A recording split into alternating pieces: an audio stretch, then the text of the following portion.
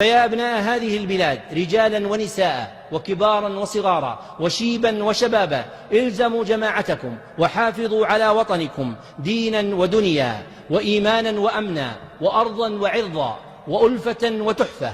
أدوا واجباتكم وقوموا بأعمالكم وورثوا أبناءكم حب دينهم وبلادهم وحفظ حقوق ولاة أمرهم، وأعلوا صوت الحق بالحق ولا يهولنكم صوت الباطل. وأيقنوا أن سهام الكيد للمؤمنين تتكسر على حصن دفاع الله عنهم، كما قال الله تعالى: إن الله يدفع عن الذين آمنوا.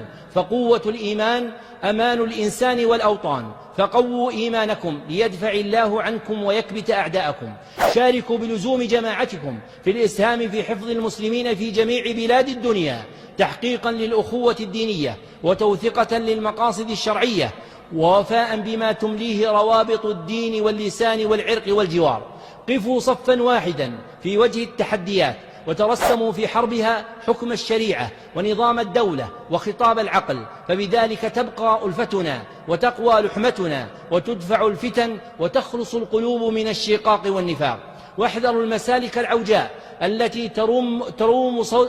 تروم صد الخطر فتقويه، تخون الأمين وتتهم البريء وتتسلط على غيرها، فتسوق الناس بعيدا عما ينبغي الاشتغال به إلى القيل والقال والمراء والجدال.